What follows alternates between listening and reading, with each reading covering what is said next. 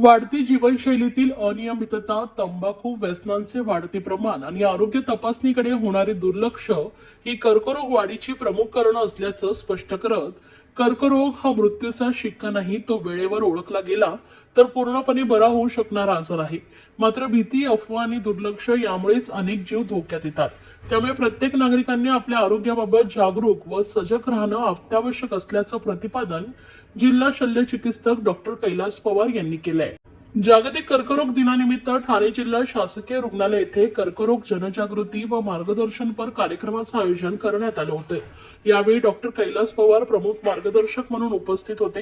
कार्यक्रमात त्यांनी कर्करोगाची प्राथमिक लक्षणे, प्रतिबंधात्मक उपाय, आधुनिक उपचार पद्धती तसेच वेळेवर निदान केल्यास उपचारांचं यशाचं प्रमाण मोठ्या प्रमाणात वाढते याबाबत सविस्तर माहिती दिली.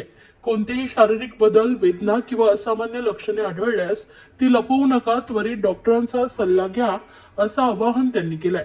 या कार्यक्रमावेळी ऑक्नोलॉजिस्ट डॉक्टर हितेश सिंघवी, दत्त शल्य चिकित्सक डॉक्टर अर्चना पवार यांनी स्तन कर्करोग, मुख्य कर्करोग, गर्भाशय मुखाचा कर्करोग आणि फुफ्फुस कर्करोग यांसारख्या आजारांवर विशेष मार्गदर्शन केलंय. महिलांनी व तरुणांनी नियमित तपासणीची सवय लावणं ही काळाची गरज असल्याचं त्यांनी नमूद केलंय.